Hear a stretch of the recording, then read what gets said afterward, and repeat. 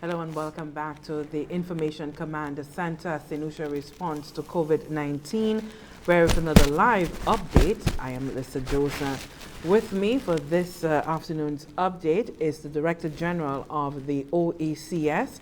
It's Dr. Didacus Jules, who will be examining how the OECS countries have been responding to COVID-19, what are the projections for recovery, and how the Commission fits into all of this on the ground. We want to say hello to Dr. Jules. Thank you so much for joining us. You know, here it's a fast pace. We constantly moving with the information, and we're very happy to have the inclusion and participation of the OECS Commission. Thank you very much for having me, Lisa. Just to also remind you, as always, we'll be taking questions on the Facebook platform. So as we go along, the questions that you may have, please post them, rather post them so that I can post them to Dr. Didacus Jules. Dr. Jules, we've seen that COVID-19 for the Caribbean, and the OECS included in that. We've seen containment, and the OECS islands have, by large measure, been able to have some form of control over this pandemic. It doesn't mean that we're out of the woods, but it means then that the OECS countries working in tandem, looking at particular systems and implementing certain protocols, measures, we've been able to fare very well. Would that be your assessment? Yes, it is. As has been often said, this is a time of great uncertainty. And this is all the reason why we need to monitor what is happening very carefully. But from all of the monitoring that we've done, the OECS has done exceptionally well in comparison with the rest of the Caribbean, and certainly in comparison to the rest of the world. I have brought some slides with me that I hope that your people can show that will indicate empirically what the situation is. So for example, as of yesterday, midday, the 4th of June, we see very low levels of infection in the OECS compared to other countries, with the exception of the French members of the OECS. And there is an explanation for that, because, for example, Anguilla had up to yesterday, 3 cases, Antigua and Barbuda 25, the British Virgin Islands 8, Dominica 16, Grenada 23, but I had St. Lucia at 18, but today it was announced as 19. You have St. Vincent and the Grenadines at 26. Martinique, in contrast, stands at 200, and Guadeloupe at 162. And that compares with other Caribbean islands like Barbados at 92, Bahamas at 102, where Belize is trending more like the OECS at 18. We have Bermuda at 141. We have Jamaica at 590. Jamaica is the highest in the Caribbean. We have Haiti at 507, Trinidad and Tobago at 117. So the figures speak for themselves, and I think that is the consequence of the very early decisions taken. From the time it became clear that this pandemic was beginning to spread in the first month, in fact, the first week that of the alerts going out internationally, the OECS heads of government started meeting weekly to discuss what was happening and to converge the efforts. Now, I know there's been a lot in the media about people wanting to compare what this country is doing versus the next. And that's one of the reasons I'm here today, is to give the assurance that, in fact, each country has its nuances, but generally the OECS heads have worked very closely together as a grouping, and we have developed an overall strategy for dealing with this. Each country, however, will implement that strategy according to the peculiarities of their condition. But it's that mindset that perhaps if we hear and see that Dominica is doing something that St. Lucia isn't doing, that idea that perhaps St. Lucia is left behind, or there may be some incompetencies within the, whether it be the health sector, within the government. And so how does the Commission, perhaps if it has a role to play in that, how does the Commission now allow the public to understand very the very thing that you've said, that there is this harmonized working position taking place, but it doesn't necessarily mean that things would happen simultaneously with each of the territories or even in the same likeness as in the other territories. Well, first of all, we need to recognize that this is a very dynamic situation. So nothing is perfect in that environment. And our public services generally in the Caribbean are not the most efficient public services. Now, that's no aspersion on them. It's simply that the reality is that certain things may fall through the cracks, but the record speaks for itself. As a region and as individual member states, we've done exceedingly well. The exceptions to that case, Martinique and Guadeloupe, there's an explanation for that. Because they are French territories, they remain open to Europe until the French state closed its borders. So it meant while we were shut down and while we were not intercoursing with Martinique and Guadeloupe, people from Spain, from France, from everywhere were free to move in and out of Martinique and Guadeloupe. So that accounts for, in large measure, what has happened. But how do we now look at the situation with St. Vincent and the Grenadines? Their borders remained open despite the decisions by the other OECS territories to close borders. Well, as we said, again, we had worked out the principles of the strategy and the triggers that should be utilized. So again, remember we're dealing with sovereign states. The OECS Commission is not in a position to dictate anything. And in fact, the strategy is not something we sat in Castries and designed. It came out of the meeting of the heads of government, a lot of intense discussion and debate and proposals. In fact, what we call the HEES strategy, HEESS, standing for Health, Economic, Education, Social and Security. That acronym was actually proposed, that concept was proposed by Prime Minister Gonzalez in one of our early heads meeting, because we wanted to be sure that we take a holistic approach to that question. It's not just a matter of dealing with the health emergency, because it was very clear to us, based on the lessons that we learned from the international, what was happening internationally. The Chinese, for example, came up with the idea of 4 E's: early containment, early testing, a whole range of things. We applied those lessons to the OECS. So, we have a framework that we know is holistic, because it looks not just at the medical impact, but the economic, the social, the educational. And when we were discussing, for example, at the level of the heads, the question of opening up of the economies, a couple of the heads pointed out that we can't divorce the opening of the economies from the opening of schools, the reopening of the education sector, because there's an organic relationship. Just the simple fact that so many parents, as part of their routine, take their kids to school.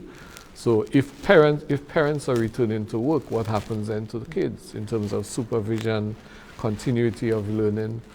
So all of the strategy used in the OECS has been designed around that. And one of the really encouraging things, while people are looking at COVID as a great catastrophe and a pestilence that has been brought upon us, I think it may be a pestilence of biblical proportions, but it is also an opportunity of unprecedented proportions.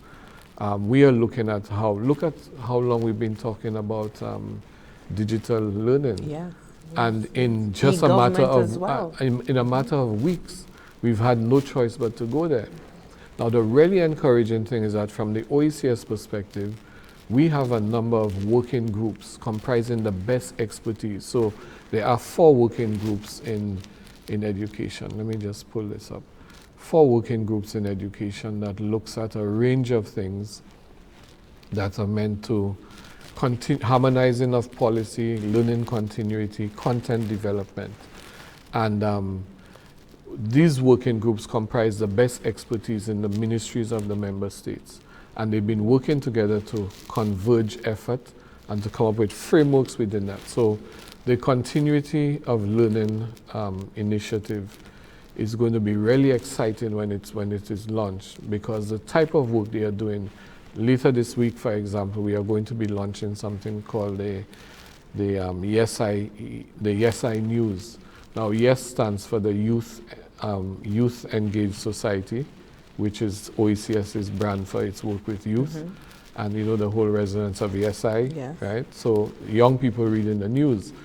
What has been happening in terms of learning from home is that teachers have been reading stories to their kids remotely using WhatsApp or YouTube or whatever. And now we move into a completely different level with that. The kids are reading stories to their peers. So what is happening, rather than them listening to the teacher, they are now reading to their peers, right? And we're moving a step further with them writing their own stories and reading to peers. With the YesI News, the kids are going to be the anchors. Primary school children will be designing their own news, interviewing their peers, interviewing persons in different spheres of society about what's happening with COVID. But really it is about creating a news package that is run by kids. It's very much inspired by the Kiddie Crew thing that June King Frederick. In fact, I've had discussions with June Frederick about ways in which we can revive that concept of Kiddie Crew as an OECS initiative. So the idea is that we will have these kids doing their own news package that speaks to their demographic. And that reminds me of when I started off in media with Youth Talk, with the late Jakes Compton overseeing that. So, because I can see the value in something like that and how often we speak about critical thinking in our young persons and how that can it's reading, really it's push them into that it's critical writing. thinking. It's a different approach altogether. And I think all of that, you know, people have often asked me, what are the most fundamental changes we need to make in education? In a sentence, it's simple. Make learning fun. And all of that will make learning fun. Part of the work being done by... But how does that now? Because the idea of making learning fun, some people may conjure the idea, then how does that fit into exams? Because if you're making learning fun, is it simply using the methods that the children themselves will be gravitate towards? And really are those who are designing the examinations, are they really in tune with how the students have already been learning? Lisa, you're raising some really, we'll need a whole program to discuss that because that's a favorite beef of mine. Even when I was at CXC, I often said to people, learning is not a competition. And I think one of the problems in the region is that we are over-testing our children. And in this period of COVID, one of the big dangers, which is why we're doing this work as an OECS collective with expertise from ministries, a lot of people have launched learning platforms and so on. If you examine some of these platforms, all they do is test. They are test practice sites. And that, I think, is very dangerous because the time you spend on practice tests is time you should be spending on learning. If you learn properly, you will pass the test, right? So there's this phobia about over-testing and competition to see who comes first, who comes second. This is not what learning is about. And it is injurious to our objectives in education to be promoting those things. So back to the overall education plan that you have devised. So it takes into account a lot of what you've just said with regard to the fun learning. This is an opportunity to radically transform the pedagogy of learning, not just move the old methods to an online platform, but to reinvent the methodology so that students take more responsibility for their own learning. Secondly, that we make learning more of a journey of discovery. So there are handbooks being prepared for parents right now that will enable you to continue assist the learning process at home by using things happening at home. If I'm in the kitchen and I'm cooking, there's mathematics in that, there's home economics in that.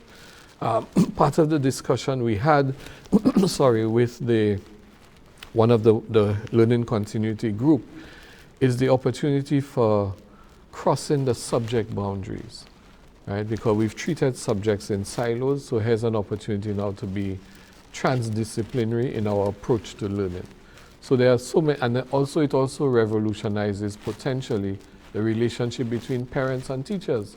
I think for probably the first time in many generations, we are beginning to see teachers in a different light. A whole different light. A whole different light, because especially in recent times, I'm talking in terms of my generation, because life has been so fast-paced, people are living professional lives, essentially parents have reached a point where they dump their kids in the school, and raising your kids is left to the teachers. And then you pay for extra lessons. And you pay for extra lessons, so everything is off your back. Yes. And now suddenly they have to actually handle their kids for themselves, take responsibility for some of the learning of their children, and then they understand what teachers have to go through.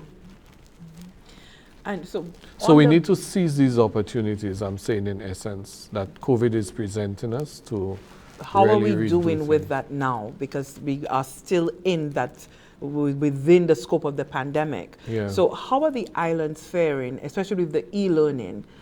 How quickly, I know that you said within weeks, for example, St. Lucia, we know within the St. Lucia context, we know what happened, but give us a sense of the other islands. Have they been able to roll out the programs online efficiently? Yeah, all of the islands have rolled out. They follow the same basic protocols. I've seen pictures. For example, I've seen some of the pictures of schools in St. Lucia with the physical distancing of students, the protocols for entry in the school, even the use of the digital thermometers in some cases for them to come.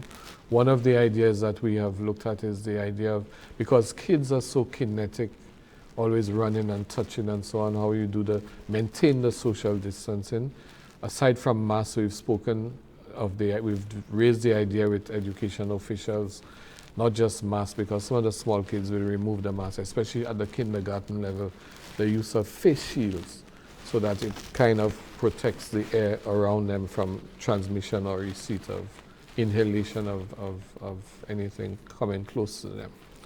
So we're looking in very great detail at some of those things, and the protocols that we've developed are based on that type of analysis. How much work is the OECS Commission still doing? I know that it was heavily involved, discussions on the whole, we're looking at with the telecommunication companies. So we know that with the e-learning, of course, we need to be able to have that internet penetration, and we know that it's not equal in all of the states. Yeah. So well, that is one area that we've not.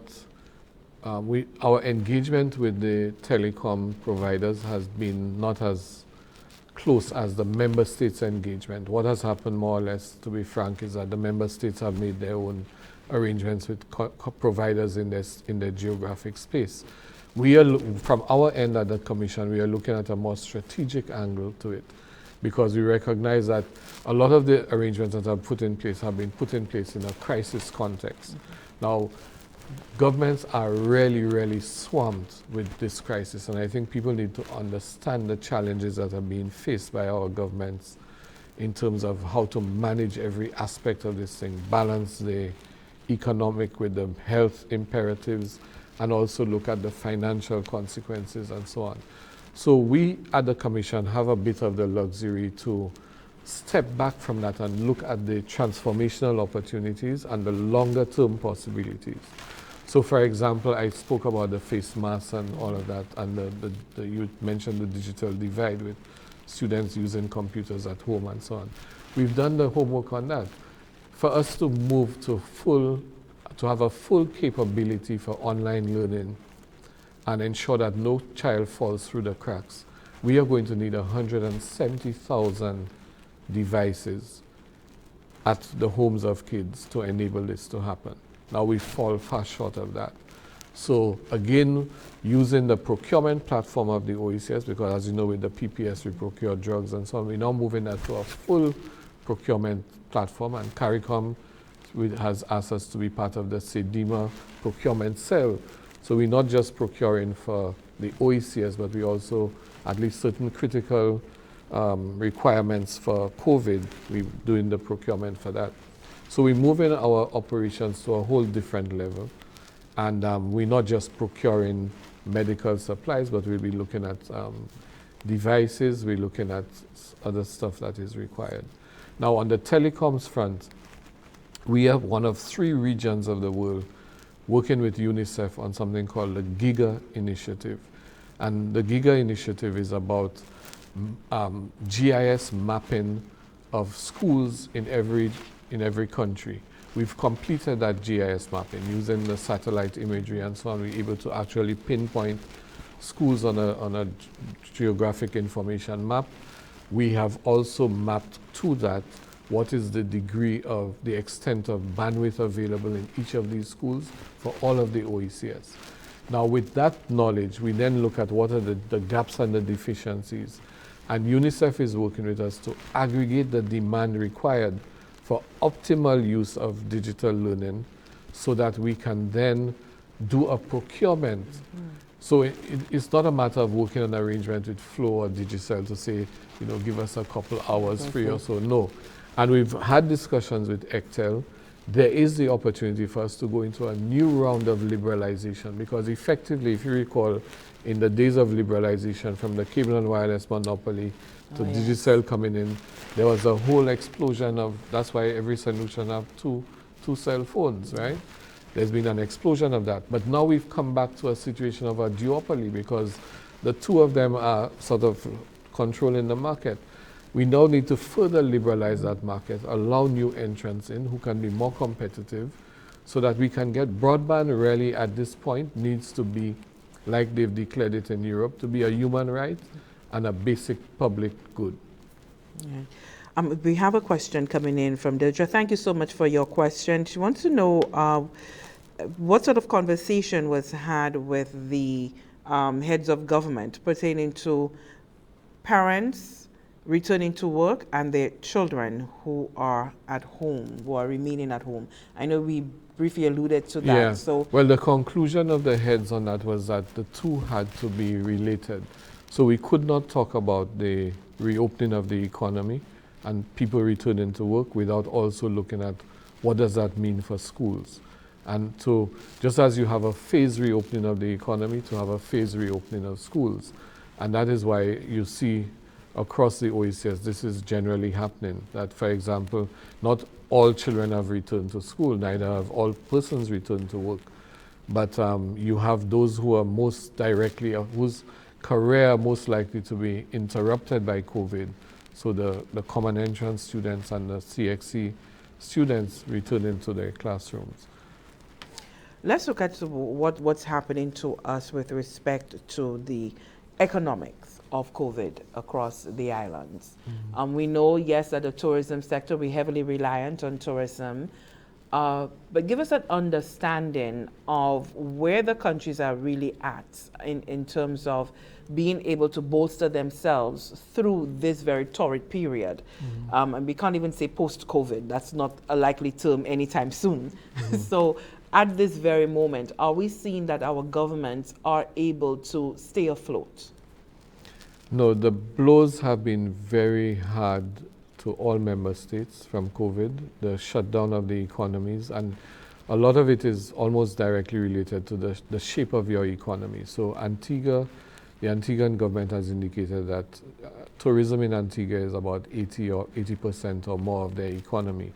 So a shutdown of tourism literally means a total and absolute shutdown of their economy.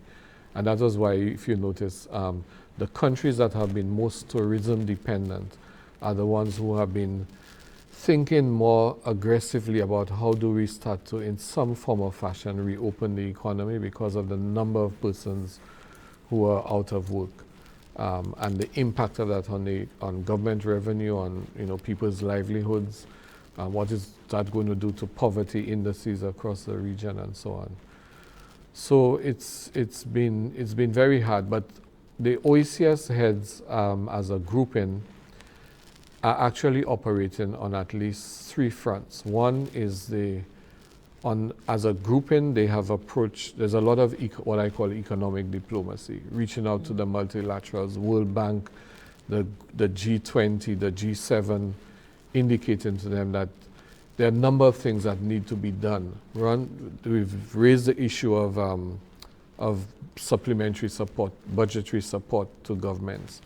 First of all, the whole effort started domestically. So the East Caribbean Central Bank, from the very earliest stages, put measures in place for an easing of provision of funds to governments to address the immediate requirements for containment of COVID. So ECCB gave each country several $1 million, some of which is allocated through the OECS for procurement of the necessary essentials, but some of which is used by governments at their discretion in areas where they most need to inject that cash. So at the regional level, charity began at home. But then there's also the outreach to the World Bank, to the IMF, to all of the multilaterals, indicating that there are several things that need to be done. One, in terms of emergency response by way of cash injections, grant support, etc. And then some more strategic issues that needed to be tackled, which COVID has brought to a greater prominence. So for example, how can you talk about countries that are ineligible for certain types of foreign assistance, like Antigua and St. Kitts, for example, based upon GDP. Based on their GDP or their per capita income, when in fact the GDP overnight has disappeared and the per capita income is down to nothing.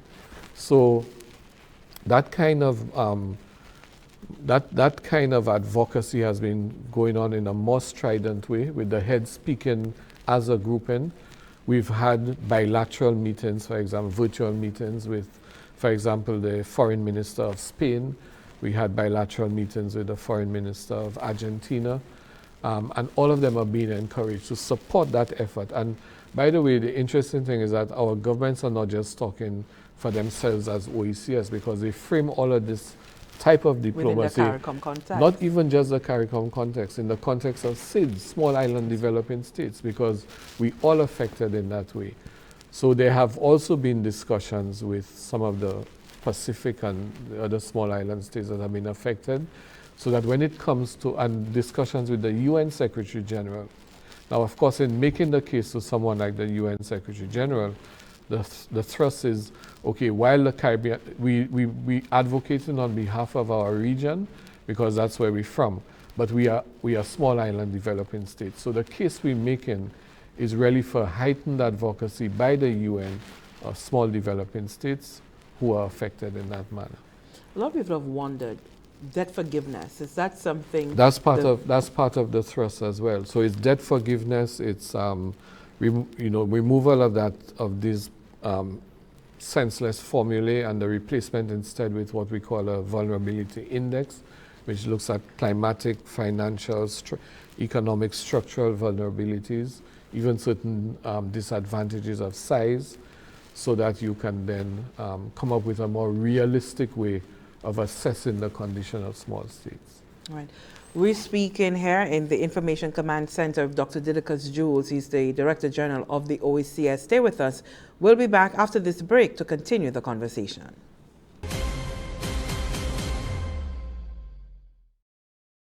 Coronavirus? I am worried, Gassa. It's only old people dying from that. Hold up. Being young does not mean being safe. Yes, it's true that the elderly are at higher risk, but anyone can get the virus. The effect is even worse if you have a chronic condition like hypertension, heart disease, lung disease, and diabetes, or weakness in your immune system. If you are living with these conditions, be extra careful. Wash your hands with soap and water. Use hand sanitizer with at least 60% alcohol when hand washing is not possible.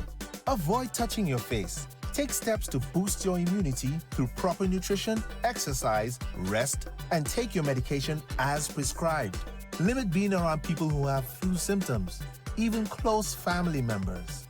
Our health is in our hands. Together, through simple actions, we can stop the spread of coronavirus. This message was brought to you by the Bureau of Health Education of the Ministry of Health and Wellness.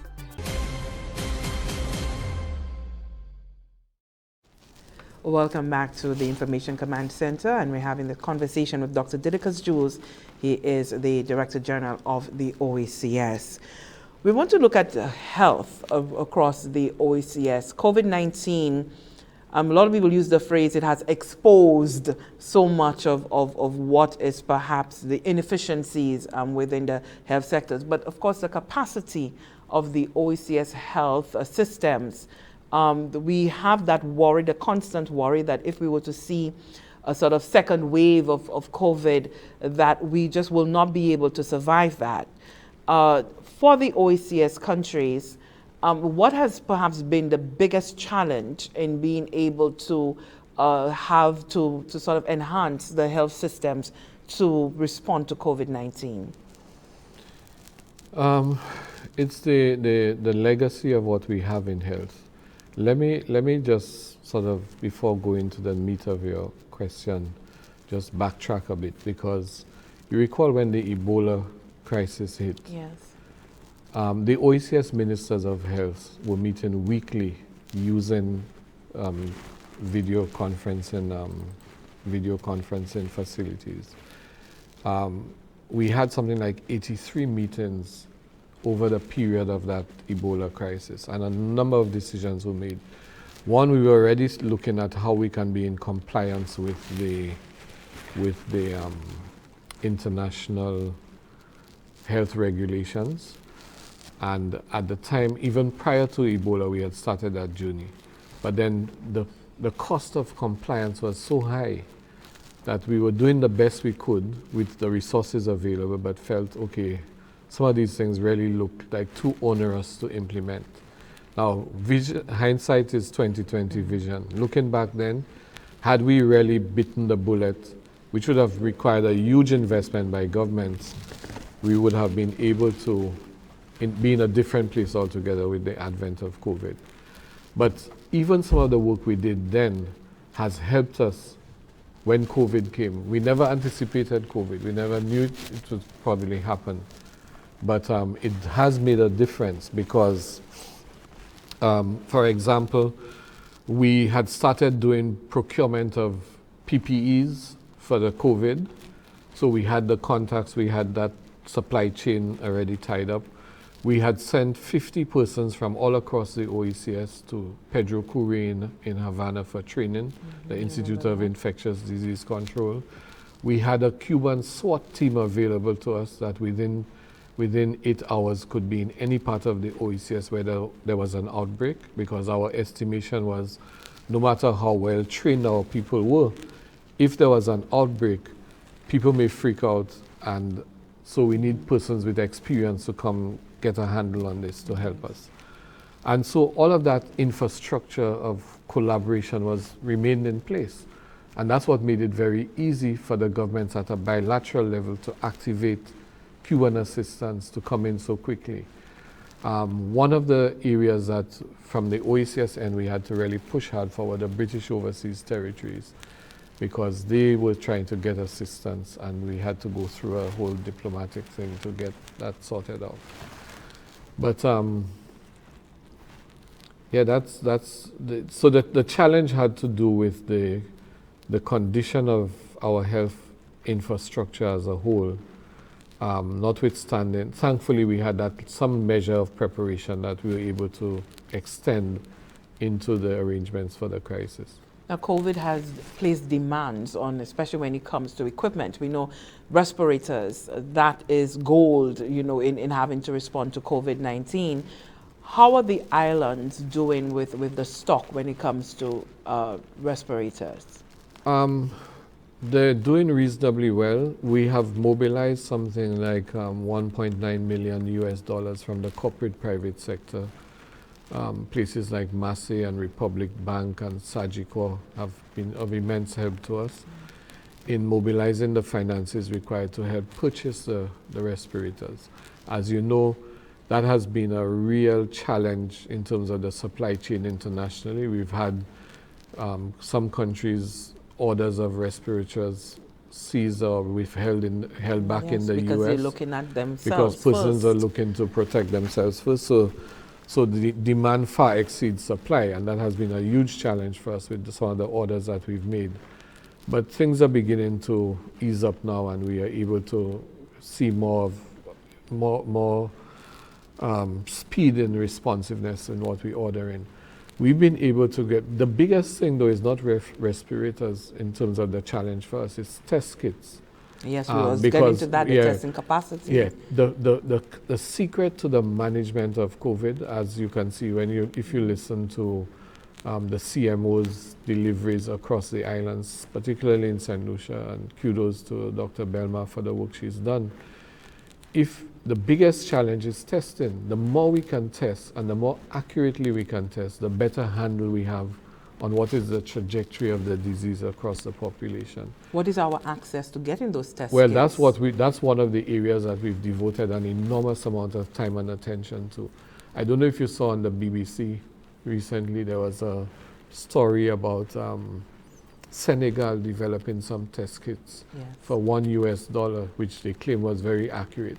Well, the day after that report, we had all of our missions in Geneva, in the ambassadors in New York and Washington, trying to make contact with embassies of Senegal so that we can get access to those kits.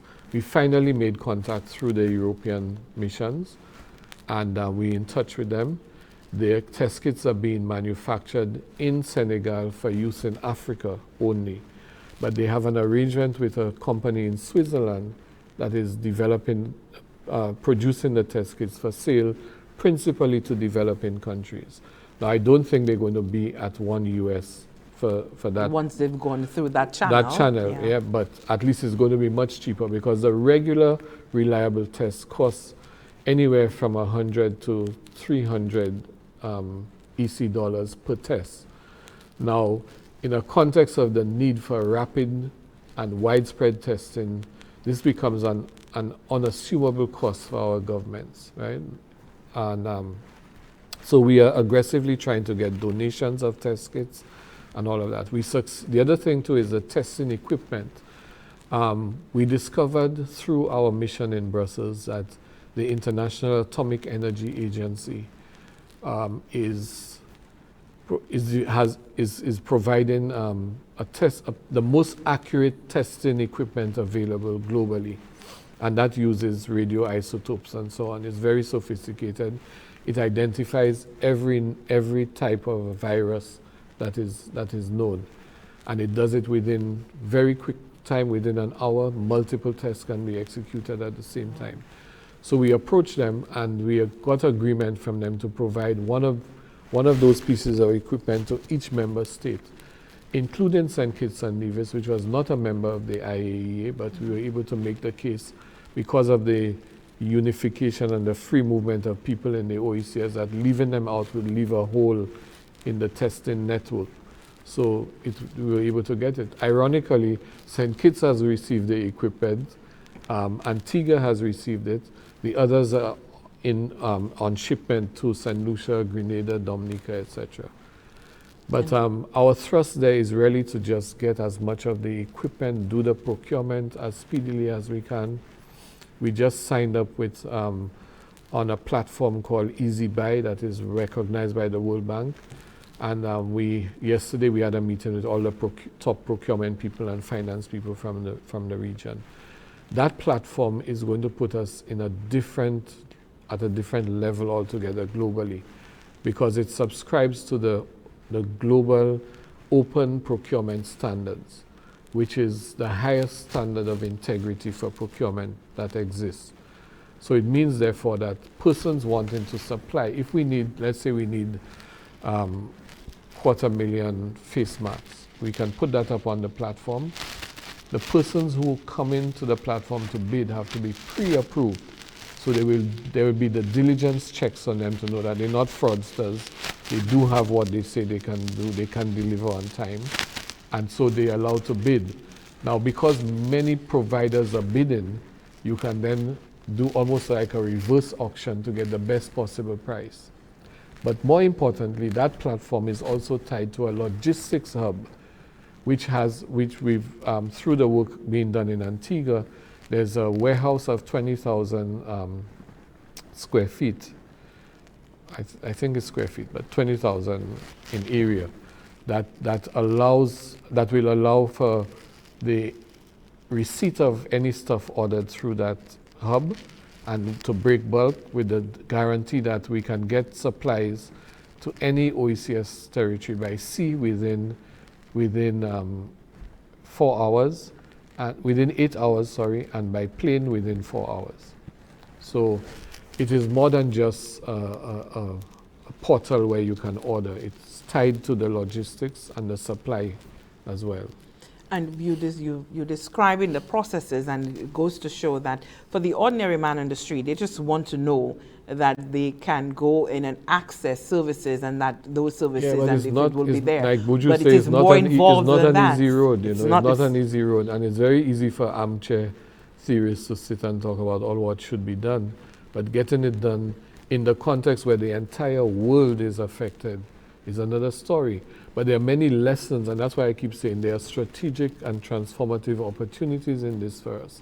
We have relied on, with globalization, the whole supply chain of food, medicine, supplies have been globalized. Now people are looking at more localization and regionalization of their supply chains. Now, how does that fit with us? It's a great opportunity to put in place the free movement of goods that we've been talking about as an objective of the revised Treaty of Bastille. So right now we have before the cabinets of the OECS some new bills that we've prepared that would actually put in place a total change in the rules and regulations for the movement of goods in the OECS. Now we put that in with a very relaxed sunset clause, because we leave in the latitude for us to improve on that and leave that in place post-COVID to promote the free movement of goods across the OECS. Now, I know within the health strategy, certainly food must be in there somewhere. We talk about nutritious foods, the food security for us, and we saw that how COVID has shown again that whole idea of persons beginning to take care of themselves, so that you will not be able to get those producers of certain food items deciding to only produce for their homes. When I say homes, in country.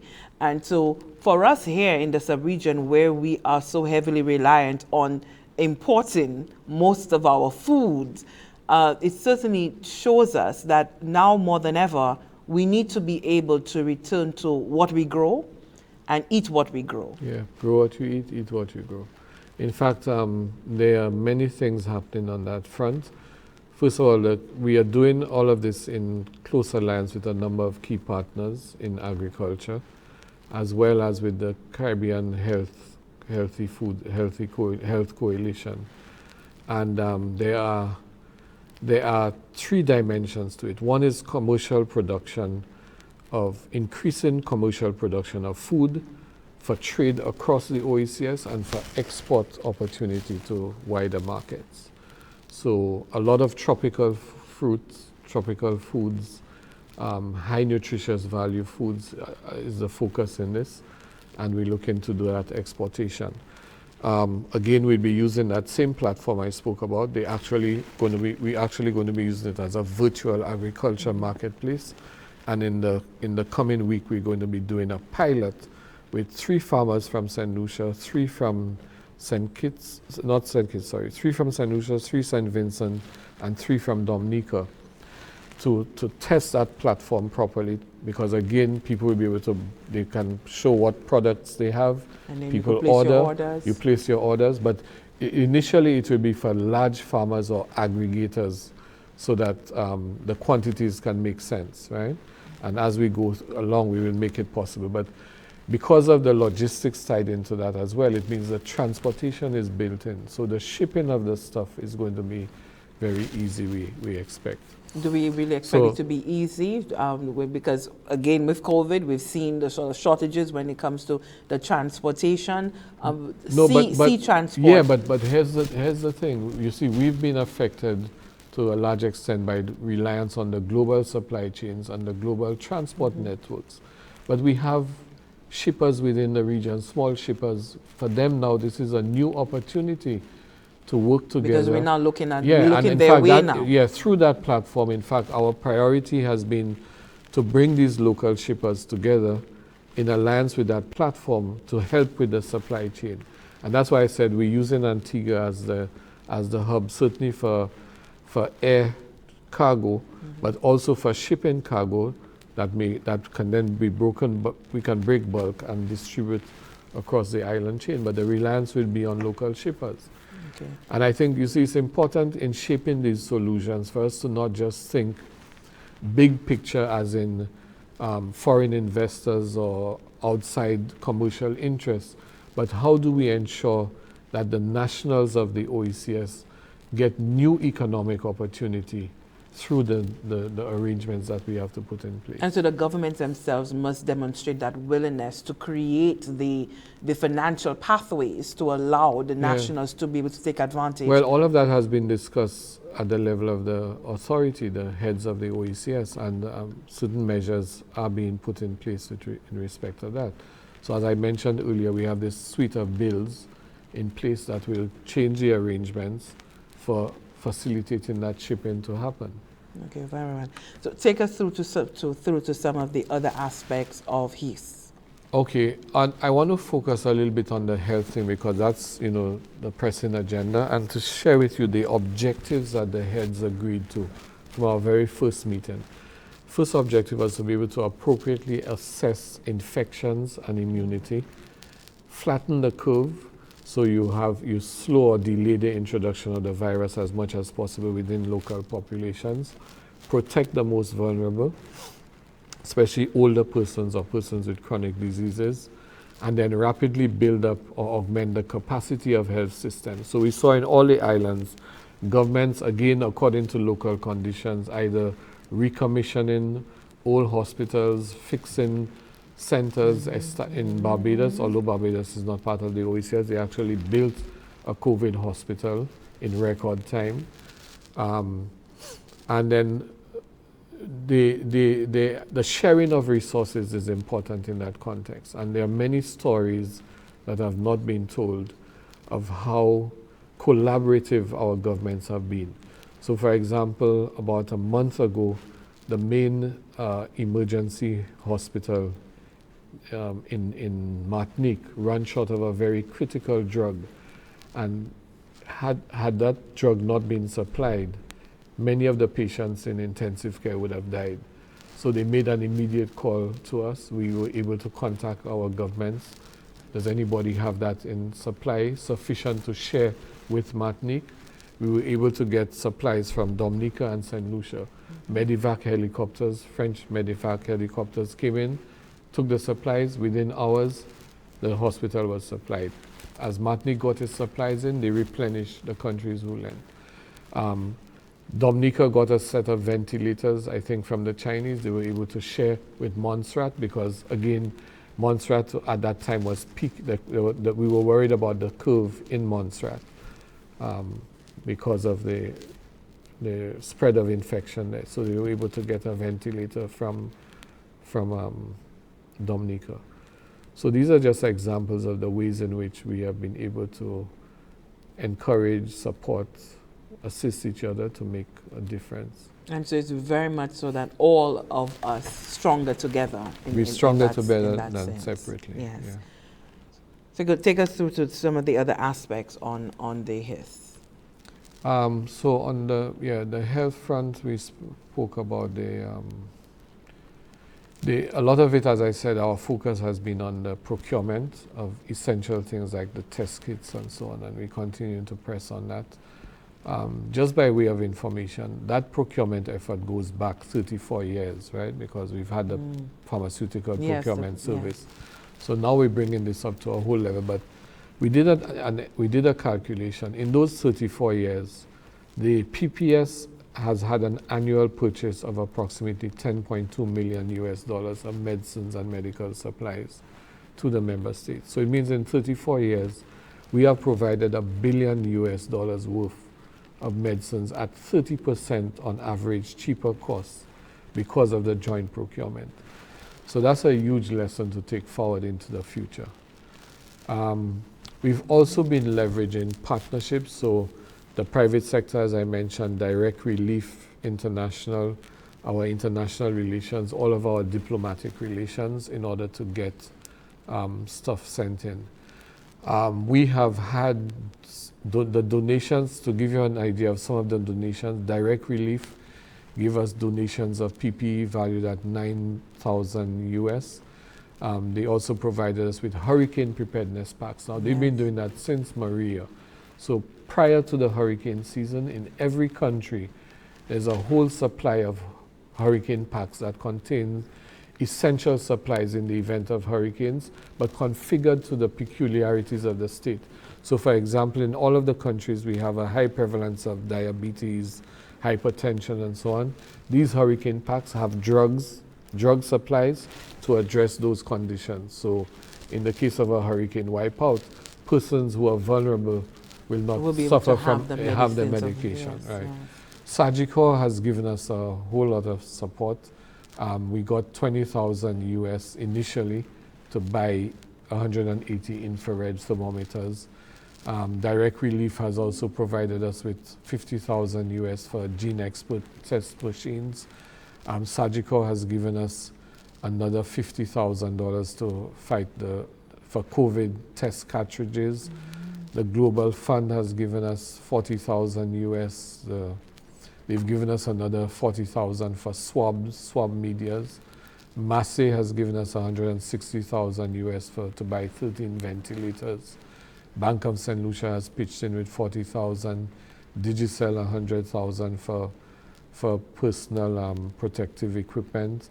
Republic Bank has given us 120,000 US that we're going to be using for some of the drugs that the Cubans have used successfully in China with the treatment of the disease, and as I mentioned, the International Atomic Agency. On the economic front, we've been guided by what we call the 4 E's: early detection, early reporting, early isolation, and early treatment. But this is what necessitated the rapid shutdown. So you had the restriction first on cruises, then the tourism contraction, then the airlines grounded, and then the whole tourism economy suspended. What that has, a consequence of that has been a very deep economic impact in terms of business contraction, government revenue decline, and now we head into a recession.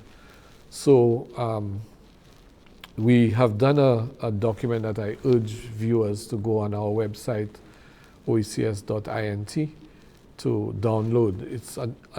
It's called The Economy in the Time of COVID-19.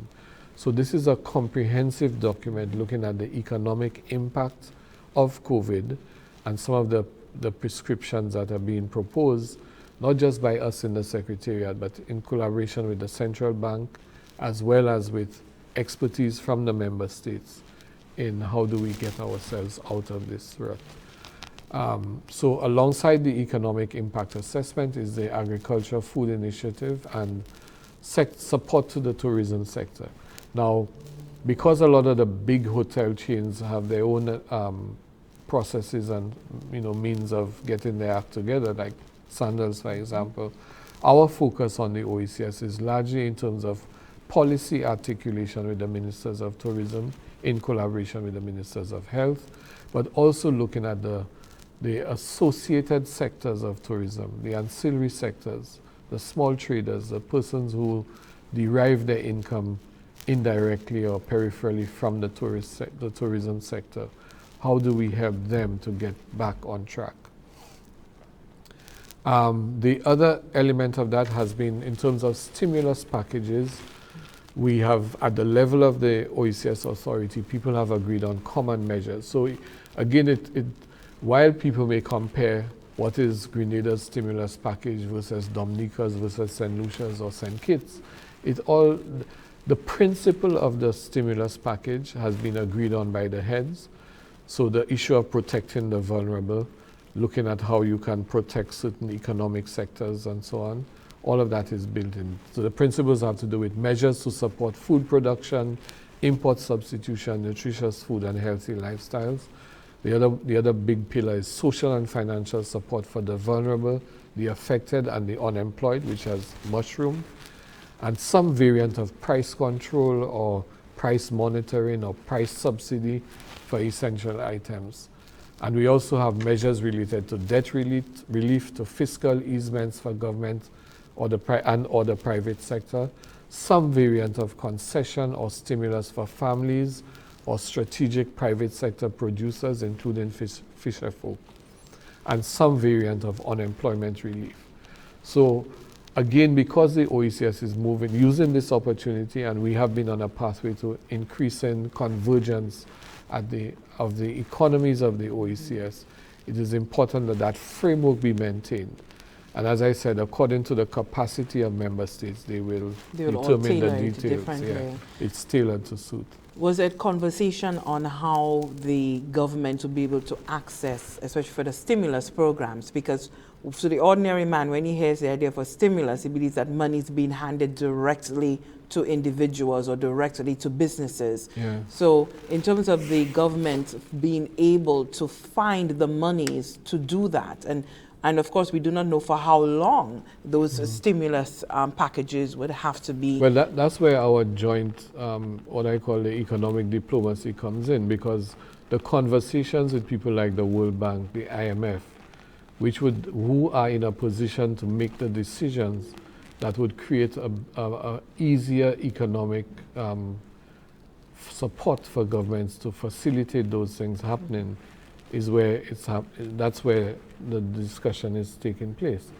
So that to the extent that the IMF or the World Bank are able to provide support for, say, under a poverty reduction or poverty containment initiative, can provide either grant funding or concessional loans or whatever, these things are possible. But again, the governments have been very careful in their discussions with the multilateral agencies to emphasize that we have done really well as an OECS grouping in bringing the debt ratio down. I think we were, before COVID, we were at about 67%. As a collective. And the idea was to keep going, bringing it down, because remember, that is also tied to maintaining the sanctity of the EC dollar, so that there are certain provisions there that prevent, unlike other governments with national central banks who in a crisis like this would simply print more money. Yes. We can't do that in the OECS. We can't do that in the OECS. And I think it's a tribute to the founders of the original founders of the OECS and the persons who set up the central bank, that we have such stringent measures in place that contain the fiscal picture. Okay. We are fast at the end of our hour, Dr. Jules, and I'm going to give you the time for you to be able to, perhaps if you need to run through some of the other elements, to highlight some of those. There are a lot of things, and I keep talking about the opportunities, because you see, while we have to respond to the urgencies of the moment and address the priorities, we also have simultaneously to be thinking of the strategic opportunities. How do we use this to transform things to get where we've been talking about getting, but we've never actually had the fire behind us to make it happen, right? And the peculiar thing is that we do not need to get there later, but we need to get there now. Yes, we need to get there now. And then all kinds of possibilities. So you look at a confluence, for example, of COVID and its impact in the diaspora, which has been very severe. More St. Lucians have died in Brooklyn and New York than have happened in St. Lucia. Yes. Right? And that goes for every member state of the OECS. But on top of that, you've had the recent political unrest surrounding the whole Black Lives Matter thing and the police brutality in the US. Now, what does that create in terms of opportunity? I think a lot of the diaspora citizens will be looking to head back home. We see that happening in Jamaica for sure. A lot of Jamaicans are going back to Jamaica to resettle. And that provides us with new opportunities. So part of our discussions now is what sorts of policies do we propose to our governments to ensure that diasporans returning home are given special concessions and perhaps an investment regime that is more favorable than that given to foreign international investors, so that they can invest their monies back at home. Now, with the whole racial tension in the US as well, and the deep sense of insecurity among blacks in the US, does that provide us with an opportunity when we thought that perhaps the lifespan of the CIP programs may be coming to an end? And in fact, the governor of the central bank and myself had been asked by the authority to spearhead a review of the CIPs with a view to a better regional thing to prevent the race to the bottom, and how can we, restore the greater integrity and profitability to the program. To the CIPs.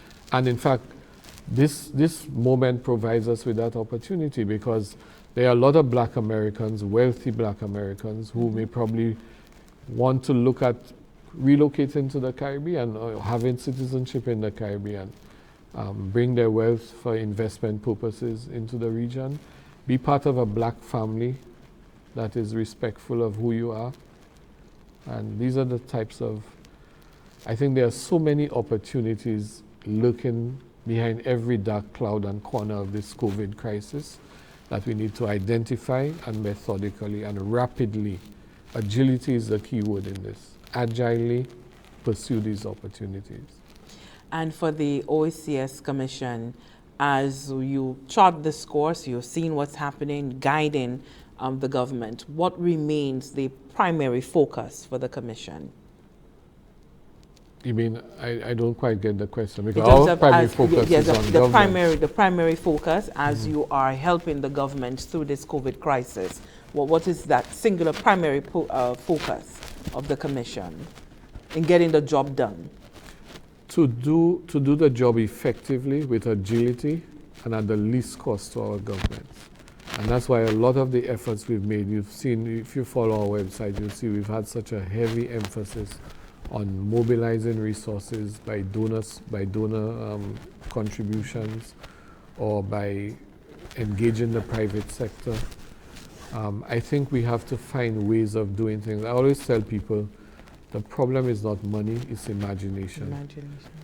If we really want to achieve something, there are ways of doing things. I mean, just yesterday, for example, I got a letter from the Tourism and Hotel Association in St. Lucia listing about 6 areas that they would like assistance for.